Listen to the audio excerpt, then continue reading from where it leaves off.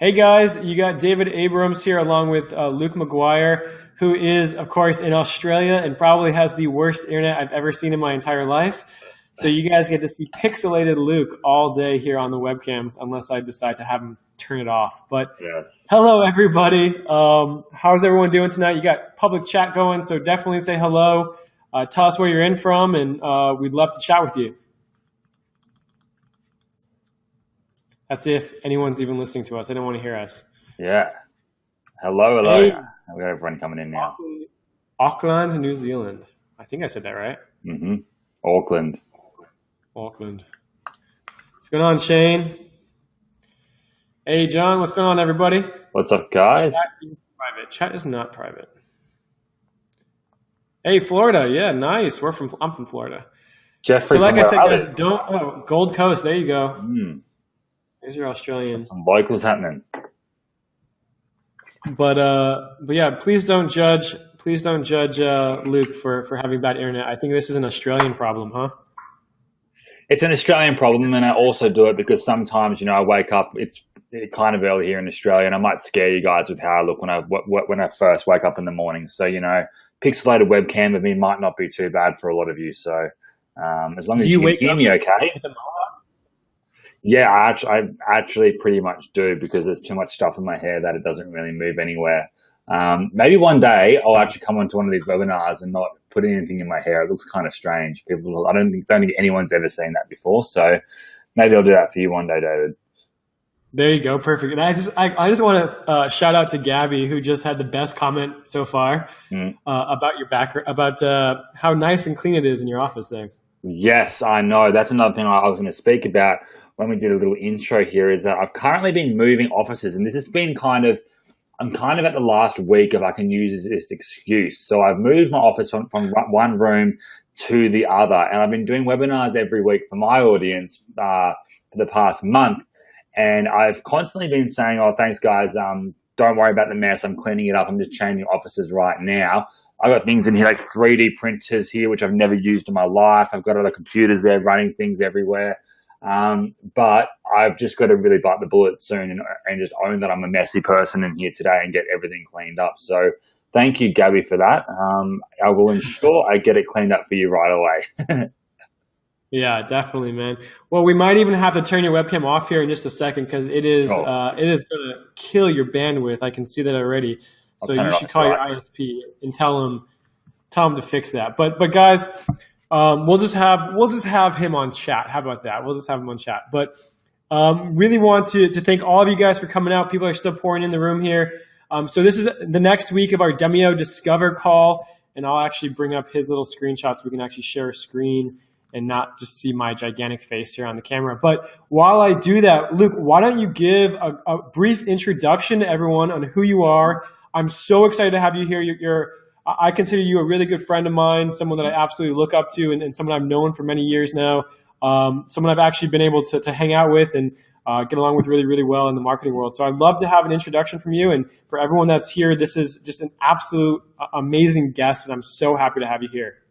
Awesome. Thanks so much, David. Well, let me see in the chat box right now. Who of you have met me before or worked with me before? Put a number 1 in the box. If you haven't, that's totally cool. Put a number 2 in the box just so I can let you guys know my story kind of. I haven't really told my story that much to many people.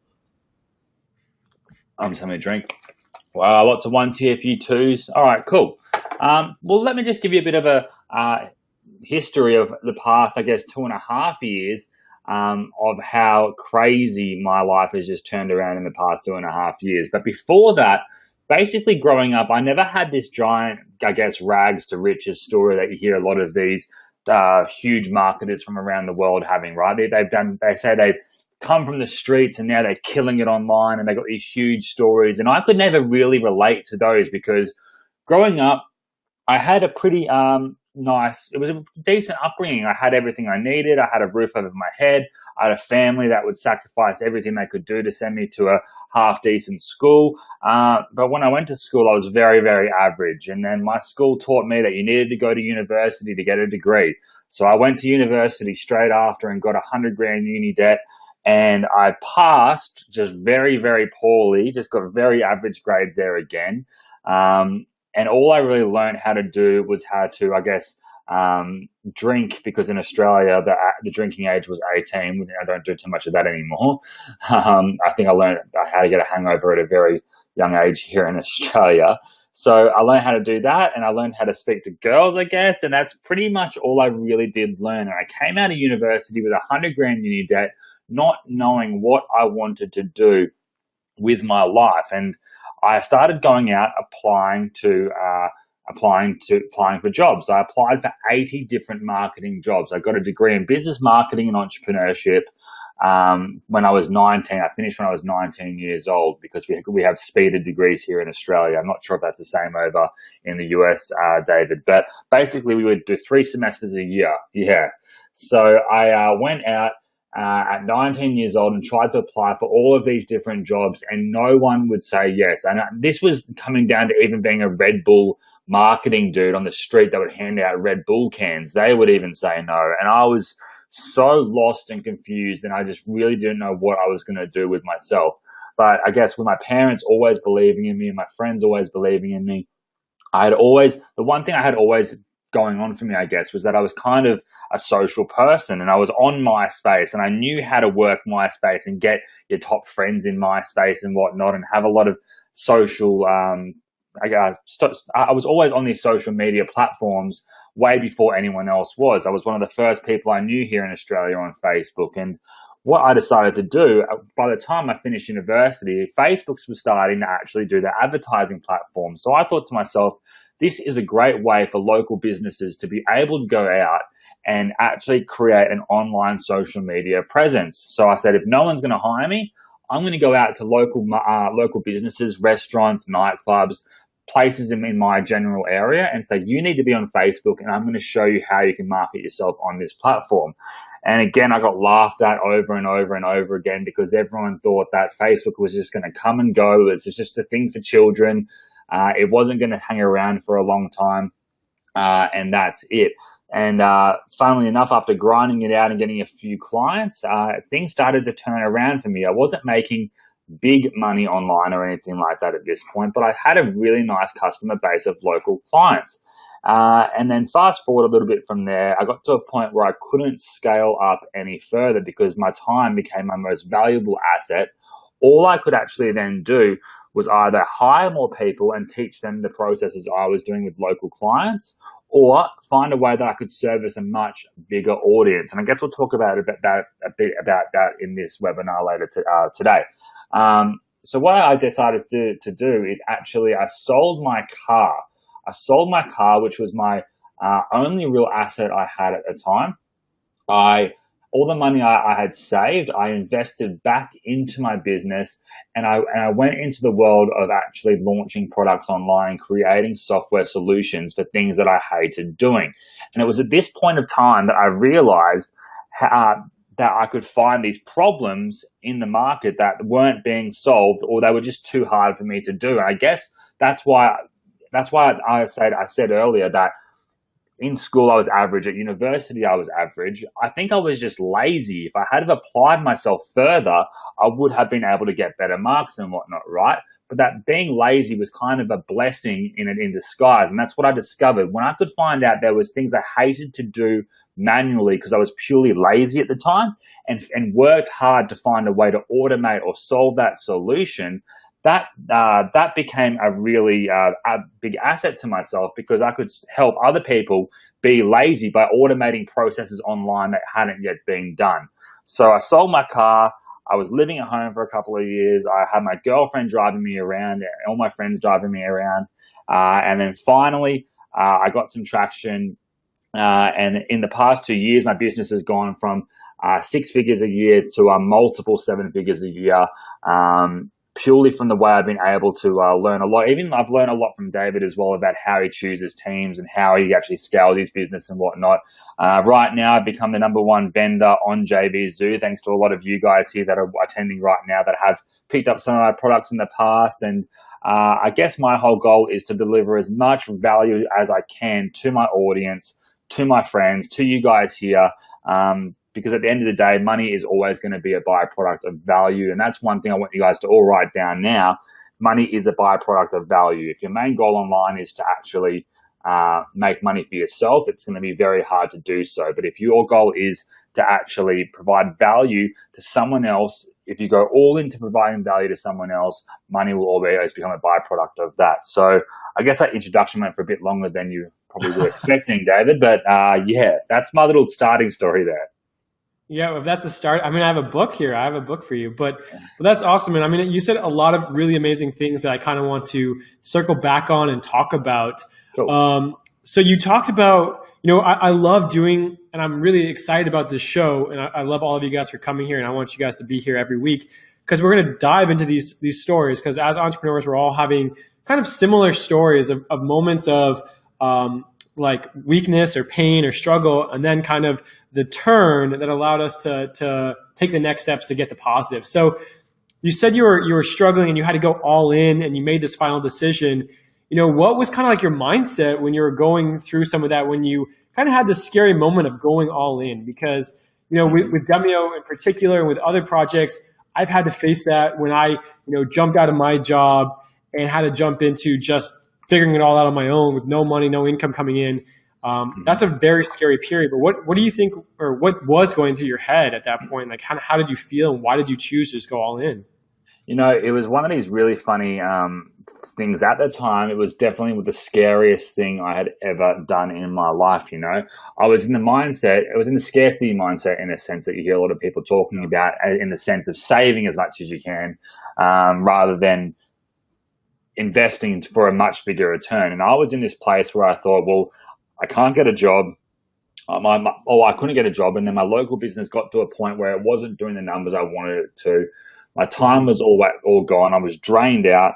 And it was funny. At this point of time, I had two choices. I could either have gone all in my business, or I was about to buy this stupid car that I had always dreamed of, right? So because I was like, I'm going to sell my car.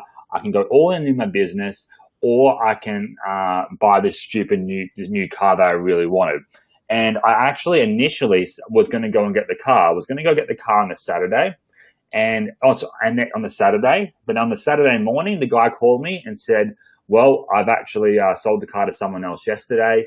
And I thought to myself, "Well, there we go. I'm going to go all in my business." So that was the biggest blessing in disguise again that happened. And funnily enough, the exact same car that I wanted then, the exact same one that I saw on the internet, from the same person, I ended up buying 3 years later when everything turned around. So that just shows how the universe delivers. It was the exact same one. But the mindset I had was that I either have to go all in and do something and make an actual change, and stop being scared of what if this fails, versus what are the possibilities if it does go really, really well.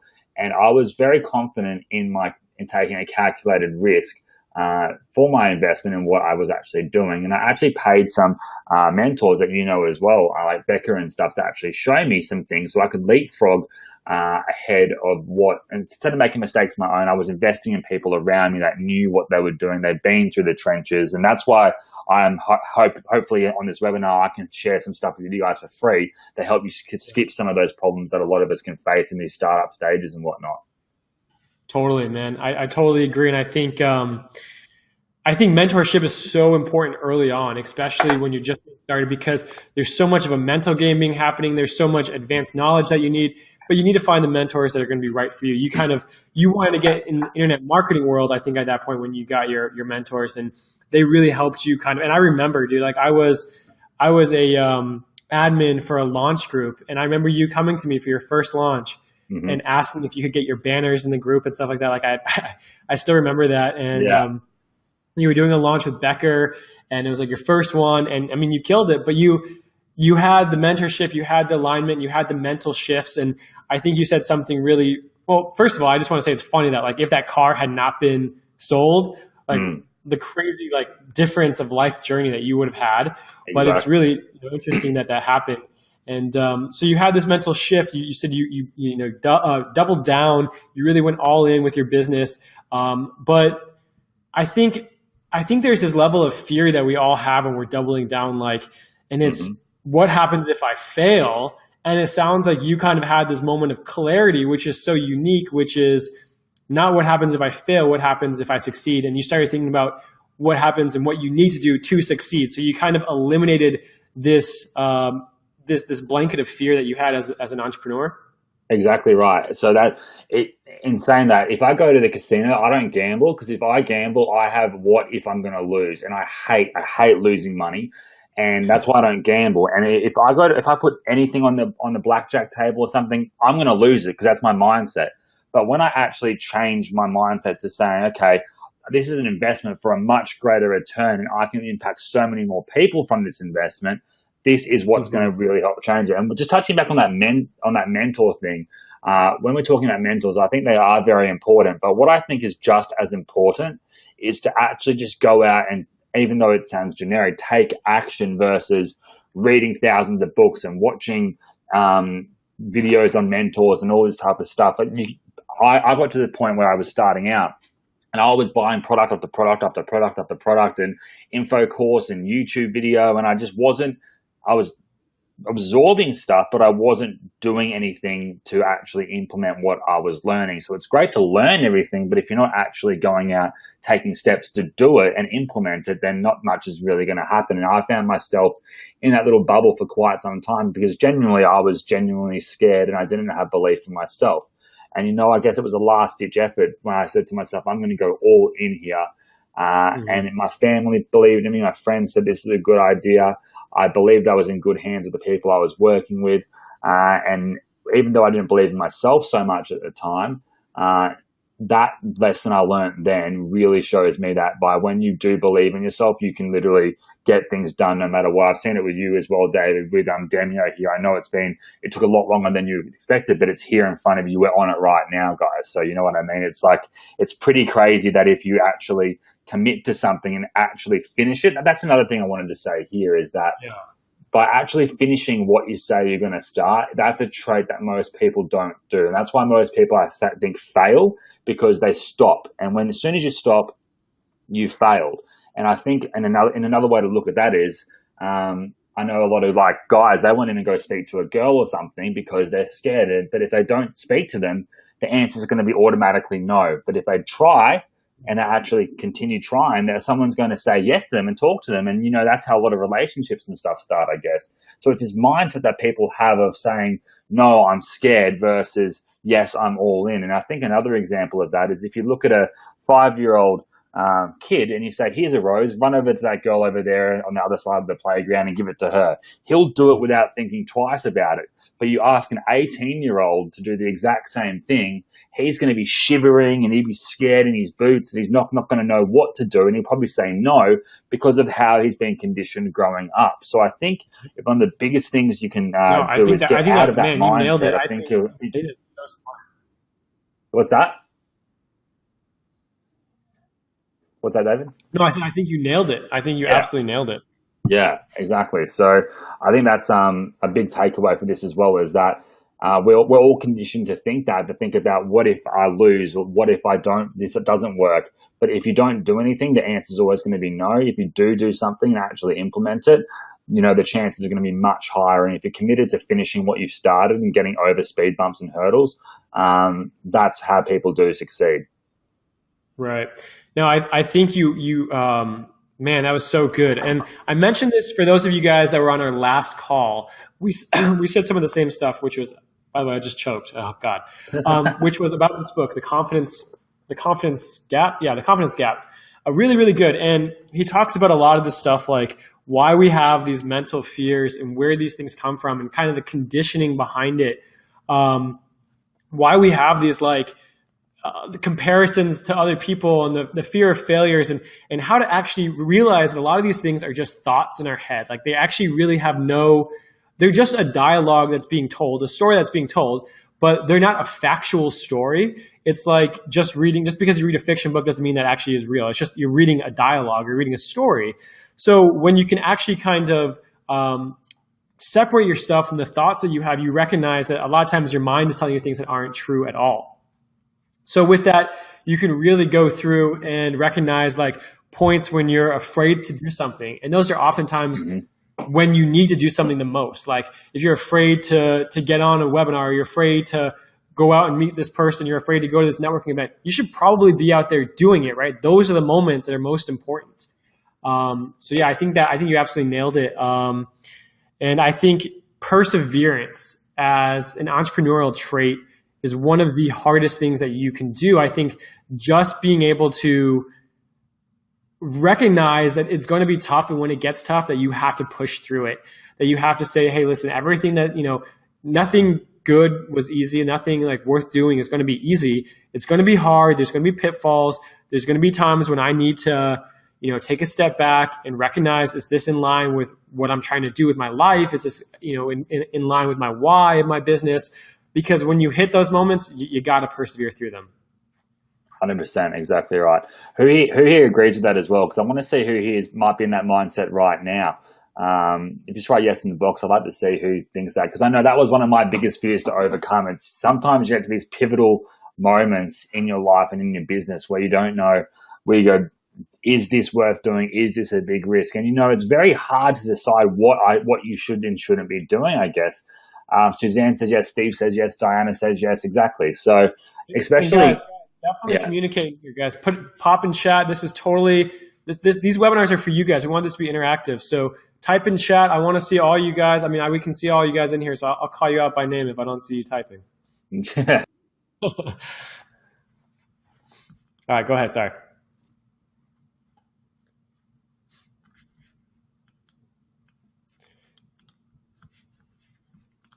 Luke, you still there? Oh.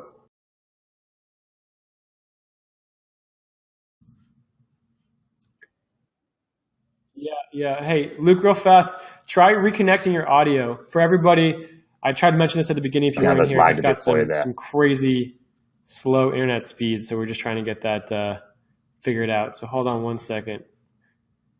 Well, thank you, John, for letting everyone know that.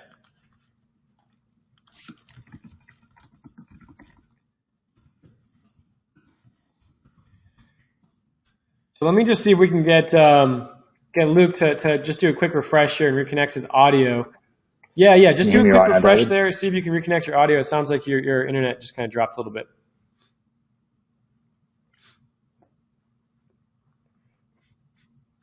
So Donald, you're absolutely right on the focus on direction is such a big thing. But I really think that, one of the things that you really need to do is determine, because I've done so many things where I've gone a certain direction and realized that the direction I'm going isn't the path that was right for me. So, a lot of times the focus on direction also has to come back to our core values of who we are. Like, what are the values that we want to do? What are the values that are acceptable to us? What are our goals from those values? And when you actually start going through the tough times, we can have these small wins that, we don't have to, like, if our goal was to make $1 million and we don't make $1 million, we become unhappy because we didn't make our goals. But if our values say that every day I want to be a better entrepreneur, every day I want to connect with more people, every day I want to be better at marketing, or I want to be more compassionate or more patient, it doesn't matter, because every day you're taking steps towards your values, right? And those don't necessarily affect how your mindset is against goals. Now, quick to Luke. Oh, there you go. You're back on. Yeah, I'm back, guys. Sorry about that. No, I was saying to David before how it's crazy how we can get a rover to Mars and actually have reception to the thing, yet we can't get good internet here in Australia. So that's pretty ridiculous, I thought. But yeah, just touching on what you just said then, David, about goals. I think goals are one of the most important things you can actually have. And, I'm not one of these guys that comes out and that's like a motivational speaker as such, but things that I've actually implemented that do work for me are things like goals. Like, if I go to the gym with no end goal, then I'm not going to go to the gym. I'll just die off after a while. Or I think people have these dreams, right, in life. You might have a dream, and in people's minds, their dream could be, I don't know, to make $1 million online. But when it's a dream, people associate dreams with being unattainable or something they hope happens one day. To be a dream to happen. But dreams happen by setting smaller goals. And every time you hit one of those goals, you're going to be one step closer to those actual dreams. And because everyone knows a goal is attainable versus a dream, people think it's too far away. But when you start hitting small goals and goals and goals and goals, before you know it, you're going to be actually hitting dreams upon dreams upon dreams. And then the dreams are going to be reality. And then your mindset's going to just change completely. Like for me, someone asked me 3 years ago, what's your 5-year goal? And I had no idea what it was going to be. I thought it'd be to be on 6 figures a year. And that's still like a huge achievement for sure. And when I found out that happened, was able to do that in about like a year. Then they said, what's your 5-year goal? And I was like, well, I don't know what my 5-year, my 10-year goal is now. My whole world's been warped over the past year and a half. And it's because we're in such a ridiculously good age to be online. This is the best time for any of us. And people say to me a lot as well, this might be slightly off topic, but we can talk about this a bit later on. But people say, Luke, I'm sure they say it to you as well, David, that, oh, you do well online because you're so young and you get it. And I hate when people say that anything to do with my age, because I have people in my audience that are over 60 years old that have gone far to making over $100,000 a year online. And we all have the exact same opportunity. 5 years ago, like, was anyone really using Facebook? Probably not for marketing really anyway. 10 years ago, Uber didn't exist, Instagram didn't exist, Snapchat didn't exist, Airbnb didn't exist, all in the past 10 years. And now they do. We are all on this level playing field, no matter what age, no matter where you are in the world, that everyone has the exact same opportunities right now to be taking advantage of these platforms that are out now, and that I'm sure are going to come out in the coming years. So when anyone talks about age, no matter what age anyone is, I think it's such a huge thing. If you're in that mindset saying, this is brand new, what's the difference between me and a 26-year-old doing this? There's absolutely none. In fact, I think if you're the older you are, the more life experience you have, the more you can actually provide value-wise. So I think it's almost a benefit. It's just that mindset of thinking, rather than thinking, oh, well, I'm too old for this, or it's going to be too hard to learn. Actually going out and learning it just like everyone else is learning it for the first time as well, and finding the best way to optimize it. We're all in a pretty cool place right now to be able to do that.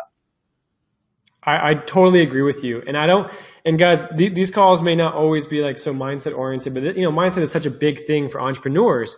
But what I would love to kind of transition into, Luke, is you said one of the things earlier, that one of your biggest moments, your turning points, was realizing that the value you give is kind of the return that you get financially. Mm-hmm. So you've said you've gone on to you have over 100,000 customers.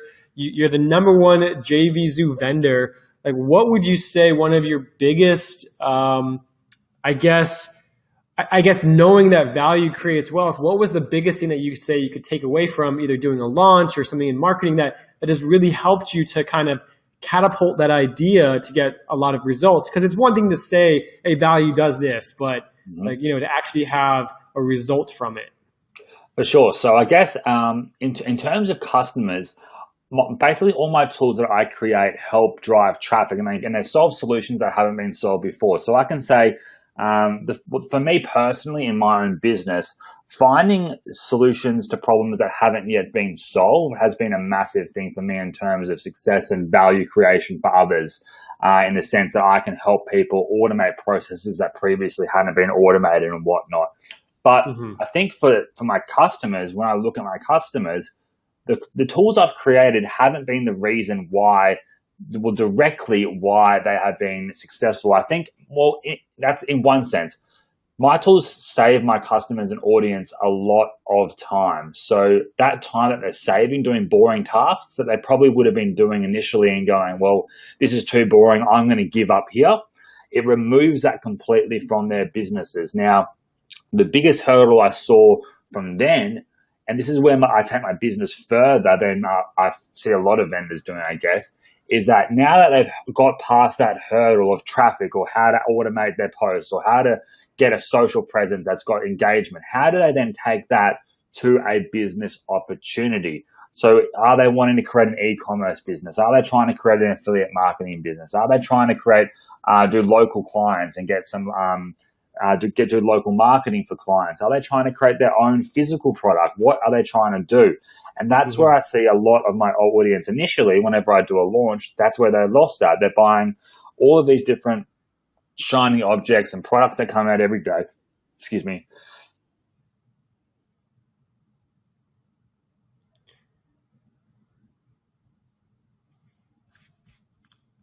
And I always talk about how much I hate that. I think you just got so I guess. There you go. Am I back? Yep, you're back. All right, cool.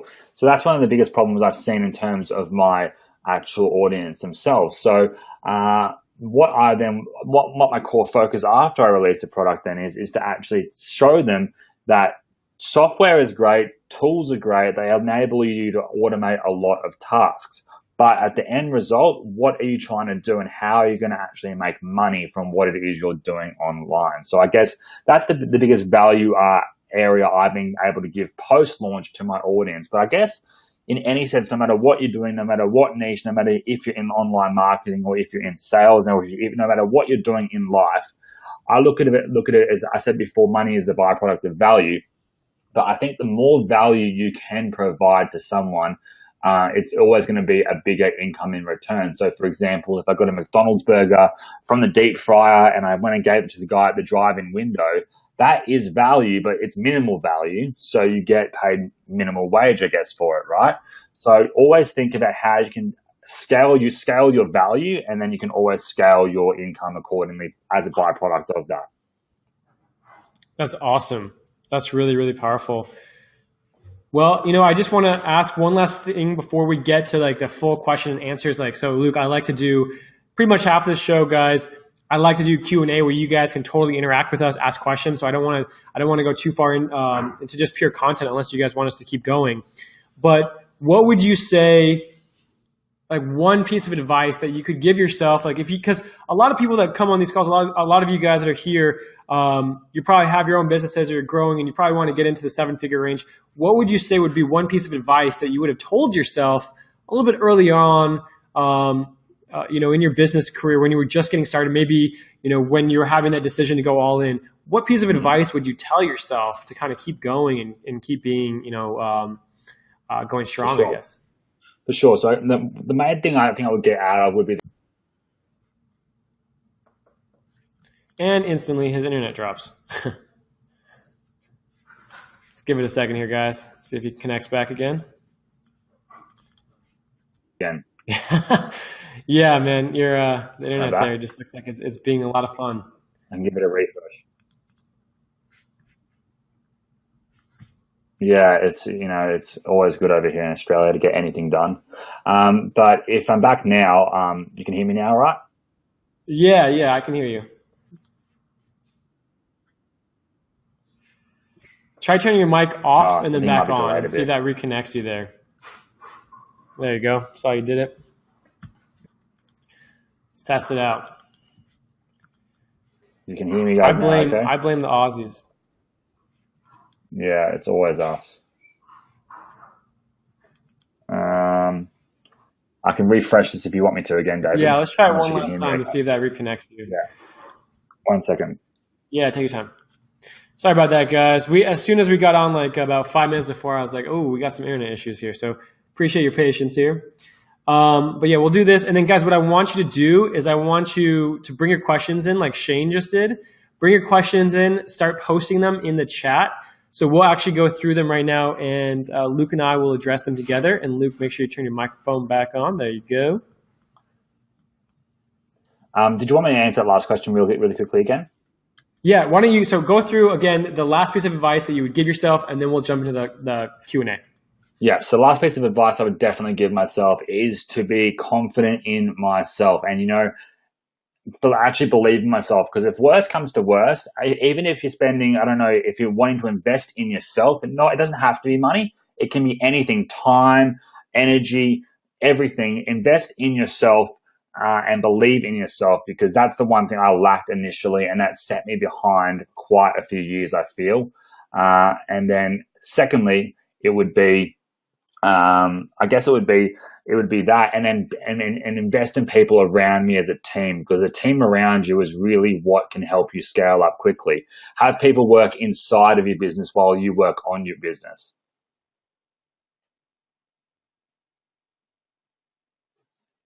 Can you hear me now, right?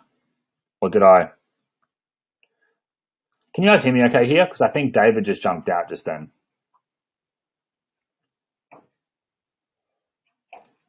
All right, cool, Phil. Yeah, so yeah, basically what I was saying, make sure you have a team around you where you can basically have the team working in your business while you work on your business, guys, because the team around you will literally scale your business so much faster than trying to do everything yourself. I initially tried to do everything myself. I was doing support myself. I still do support a lot of the time myself, but when you get to 100,000 people, it gets quite hard to be able to do that, guys. So really work on a team around you that believe in your same vision and whatnot. I know David has an amazing team around him. And at the end of the day, it's a team that allow us to really scale our businesses to that next level. But if you're back now, David, I think you jumped out of there for a second. Yeah, no, I was just trying to refresh my browser there. I was just kind of, I want to see if I could reconnect with you. But I think that's really a good strategy. I just saw, and this totally kind of caught me off guard. I'm reading Norm's question here. Mm-hmm. How do you have people work inside your business while you work on your business when you don't have the money? What strategies do you? And the reason that it kind of caught me off guard is it's so relatable. Bootstrapping, I think, is what you're talking about, Norm. And I think that's one of the hardest things that you can do. And just kind of to jump over to your question, I didn't mean to be distracted, but it caught my attention. I think to work on your business, you don't always need people to do stuff. Like right now, for those of you guys who are in Demio and stuff like that, I'm still doing support, I do sales, I do everything. So I'm still working inside the business, but I set times in my calendar to work on the business, right? So on weekends, it's my time to work on the business. At nights, when things kind of cool down a little bit, calm down, I'm thinking about strategies, outside ideas to do. I'm putting time into doing things like advertising, so growing the business. You have to make time as the business owner. Your time is going to be, the only thing that's you're not getting paid for your time. So you have all the time in the world, and sometimes you just have to step up and do more. And the idea is just get to the point where you can start hiring people to come in and fill those other voids. Now, you can hire people for very cheap on some parts of your business, like the VA work and stuff like that. You can hire people at lower prices.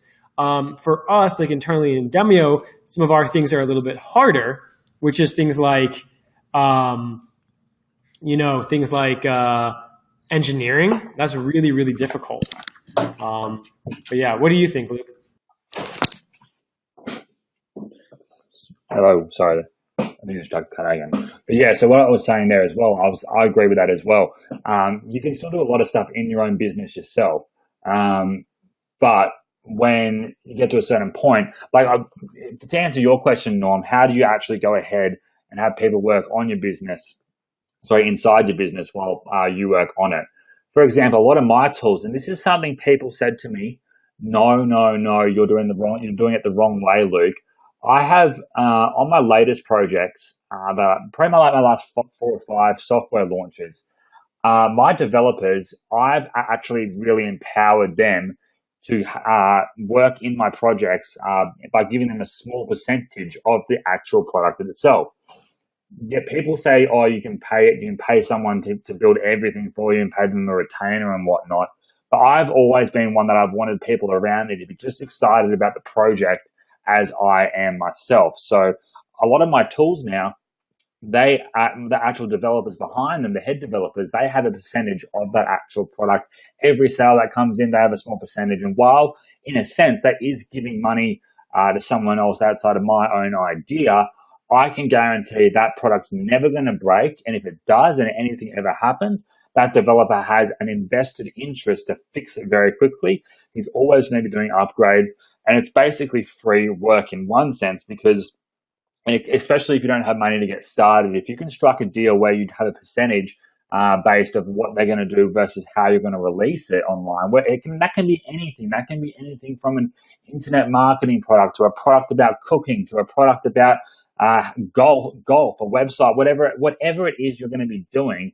That is going to be a really cool way you can actually get someone in having invested interest in your actual product or service that you're wanting to create and being able to spend very minimal money whatsoever to do so.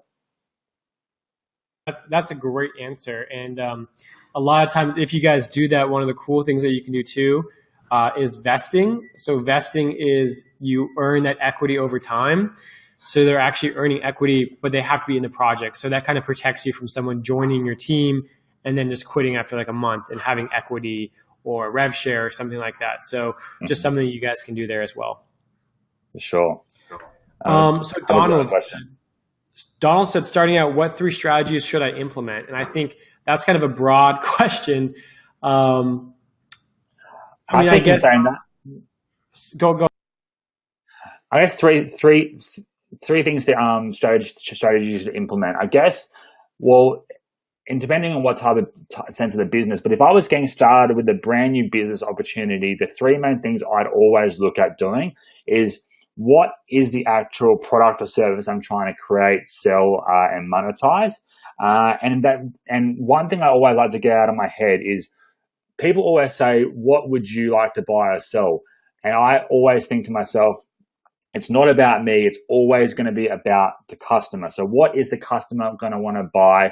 What are their interests? What are their likes? So think about if you have no idea what product or service you're wanting to create or sell online or be invested into. Yes, it's important for you to actually like whatever it is you're working around, but it's more important to the end customer if they're going to be buying that product or service that they're going to want to have. So think about what the customer wants. Then break down the actual target market specifically is what I would do, is to actually see what actually that niche likes, what other competitors are in the market, because at the end of the day, if you can take a competitor's product and improve it by 10%, you're then going to be the market leader in that field, right?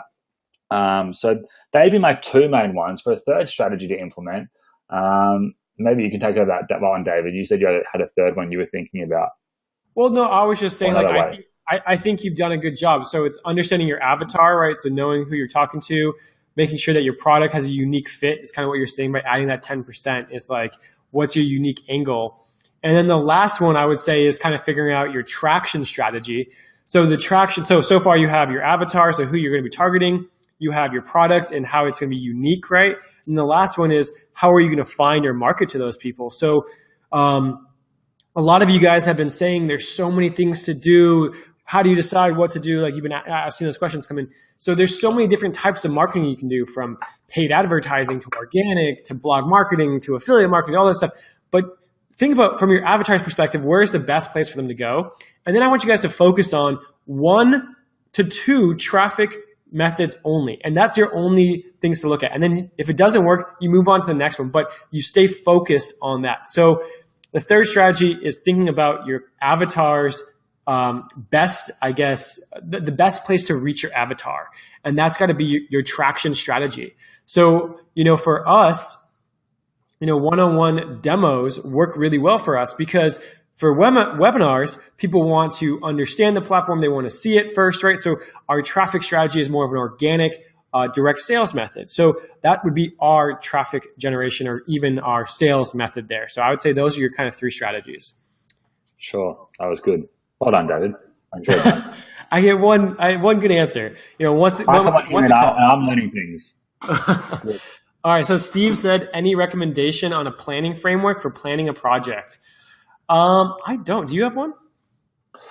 I don't really write down frameworks in a sense. I have a framework for doing product launches and whatnot, and how and dates and stuff I actually do that.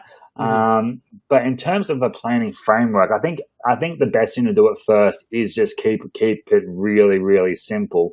Just kind of like with the 3 strategies just then. Who's your target market? How are you going to reach them?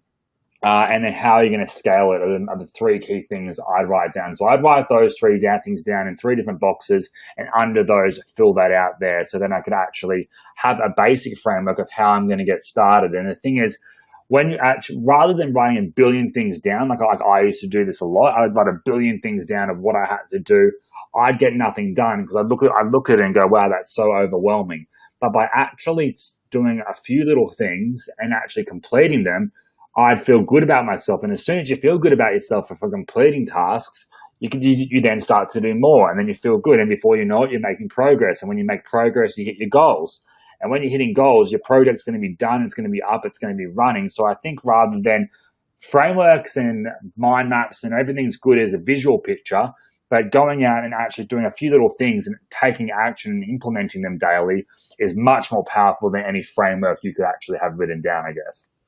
I totally agree. And it goes back to what you were saying before, which was, don't get too overwhelmed with the learning and all that stuff. So I think frameworks are the same thing. Everything is about action. And I can tell you that no matter what framework you write down, Steve, no matter what business plan you write down, you're going to have to adapt it. You're going to have to shift it. You're going to come up, my business plan, I'm estimating I'm going to have 30% conversion rate, blah, blah, blah. But when you really get to it, you have 5%. So all of a sudden you're realizing the traffic source that you estimated was going to be right, that this traffic strategy that you thought was going to be great. You just run into hurdle after hurdle, and your goal is just to pivot and figure out what's working and how to do it right. So action will trump anything that you kind of line up. Now, it's always good to have these frameworks so you can look back and say, okay, I need to tweak this, this, and this. But like Luke was saying, I wouldn't rely on that ever. Go ahead. Yeah, and my framework, I wouldn't even call it a framework, but every day I have the worst handwriting in the world as well. So every time, because I'm always typing, I'm very, very fast at typing, but when it comes to handwriting, I'm horrible. So every day I actually write down the things I have to do that day, and I look at the writing and I go, that's disgusting. So whenever I get that job done, I just tick it off, and I feel so good, first of all, getting rid of that horrible handwriting off the piece of paper, but I feel really good that I've actually got that task done. And then every time I write, I just tick it off, physically ticking it off. It's all well and good to write it on your computer and hit delete, but it's not the same satisfying feeling of actually writing it down there. And I think that ties into focus as well, which you touched on earlier, David, is to be focused on one or two specific projects, I guess, itself. And this is why I have a lot of respect for David here as well. I remember last year, David and I were looking at doing something together, but David came to me and said, look, I just don't want to let you down, but I've just got to work on Demio right now because that is my main focus. And if I start doing other things as well, I'm going to lose, not lose focus, but his asset and his time is not going to be focused on getting Demio to be the best product it can be, as you can see it is here right now. So by doing that, while back then it was like, oh, well, that's a shame. Hopefully in future we'll do something. Look at Demio now, guys, and that's purely from that actual taking action and that focus. So that's a real life example right there. Well, I appreciate that, man. I just kind of add to it. I think, something that this journey in particular taught me was just the importance of focus. And I saw someone in here, who was it? Shane. I saw your question about the different business models. I think Norm was asking about other things with so many different ideas going around. Like, what do you do? I think in this day and age, focus is so hard. And I remember when I first started Demio, I was doing two different businesses. I was doing Demio in my other business, which was like some client stuff, some marketing, some consultations. And when I split my focus, even with, the same amount of time, I would get half the stuff done. Just your brain, it needs to have direct focus because there's so much that you have to, so much effort, so much mindset, so much, hurdles that you have to really, you just have to put in 100%. And if you don't, you're cheating yourself, you're cheating your product, you're cheating your customers. And that's really, Luke, saying no to you was one of the hardest things that, I've had to do. Like that, I would love to do a project with you. And I just think that was really hard, but focus has to be crucial to any project you do. And I think it goes, Shane, beyond shiny object syndrome. One of the things that I like to say is shiny strategy syndrome is another one. So that's like something to be aware of. Is like everyone has a unique strategy of some marketing tactic that works for them. So you could jump from marketing tactic to tactic to tactic, and then you have zero results. It's not just about buying stuff. It's also about not following through with marketing, right? Not following through with your plans, where if you have, a couple times where things don't work, you're not revamping, revising, and learning, you're moving on to the next thing because it just didn't work. Like we have to realign our expectations a little bit. Exactly. And that's another thing I want everyone, I always say, to be aware of as well, is that I'm sure a lot of people here have been on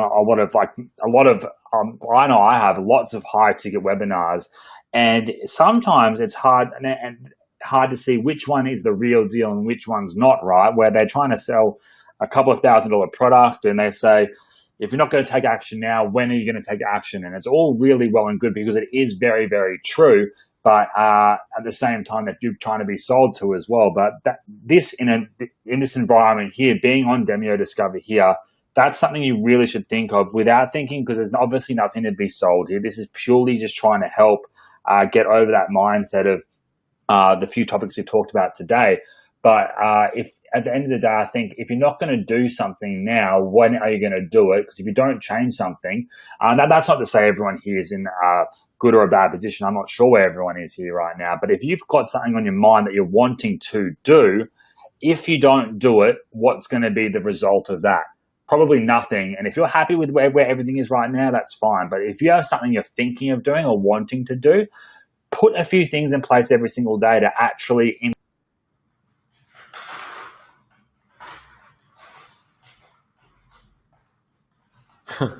I think his audio just cut out. Can you guys still hear him? He was getting to the good stuff. Yeah, he just cut out. All right, well, we'll get his audio back in just a second. Luke, when you can, just do a quick refresh on your mic. And just start to do something small every single day. I'm not sure if I lost you guys again or if I lost David just then. No, I think you lost us, bro. So just do a quick refresh again. We have a couple minutes left here, so we'll kind of wrap up.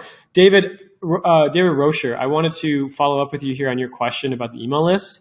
I think what it sounds like, just from your little question, yeah, he was halfway through a sentence. We'll have him finish it. But David, so your question was, you haven't taken action yet because you haven't got your email list implemented yet. And it sounds like, to me, that's like almost a mental excuse. Like you're procrastinating taking action because of one thing that's standing in your way, when you should be like, I'm going to take action and I'm going to set stuff up along the way. Now, an email list setup should be very simple to do. And I think you'll be able to do that very simply with some, a little bit of, just taking a couple moments, like block out an hour in your day tomorrow morning and just set up your email list. But I guarantee that if you don't go through some of this, understanding where the mental blocks are coming from, you're going to do that and you're going to have another excuse tomorrow. So you need to understand that your mind, that you're in a little bit of a fear state, that even if you don't recognize it, is that your mind is saying, stop, I don't want you to move forward because this is scary, this is new, you may mess up, and there may be some public embarrassment. Well, if you recognize it, then you have to distance yourself from it and say, okay, well, I need to take whatever action is needed right now to take me to my goal or whatever I'm trying to get to. And about Market Hero, I'm actually using Active Campaign right now, but I did help Alex Becker come up with Market Hero and get his team in order and all that kind of stuff. So Market Hero is amazing. Definitely recommend it. Are you back, Luke? Yeah. I'm not sure. You're back. Yeah, you're back. There you are. Hey, what's up, guys? So yeah, just on that point, what you were just saying then as well, I think imperfect action is the best thing anyone can be doing, rather than thinking, I can't do this because what if this happens, or I'm not sure where my business is here.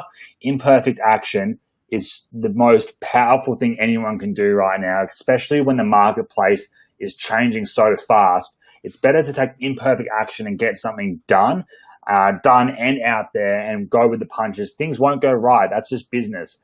But actually taking imperfect action, getting things done, making it work for you, versus thinking, I'm not doing anything and watching an opportunity pass by. And especially in the digital world, it's moving so fast. So if you have an idea, I encourage you to take full strength forward to it, run as fast as you can to that goal and just get it done. Because if you do that, you will get it done and you'll feel so much better about yourself. And I think you said something so amazing earlier, which was completion, getting things to the finish line. And it doesn't matter if we work really hard on a project and it's not the instant success or the big win that we think it has to be. Learning the steps sometimes are just as valuable. going through the actions of getting it done and completing it, seeing what it's like to get it all the way done, seeing the steps necessary, because guess what? You can do it again, and you can do it again, and you can do it again. But if you don't go through those actions and you don't complete the things that you're working to do, then it doesn't matter how many times you're going to try it, because you don't know the steps to do it yet. But if you can take consistent action over time, things become easier. That's how experience, expertise, that's how genius is like really accomplished, just by doing things over and over and over again. No one's born with all this knowledge. It's just from doing it, learning it, failing, and figuring out, how to do it better.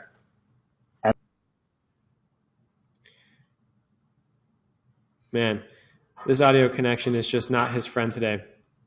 Called continuous improvement. Projects do have a process called continuous improvements, which is dialing it in once it implements. Yeah, exactly. I really like to imagine things as taking steps. Like everything is done in a small step format.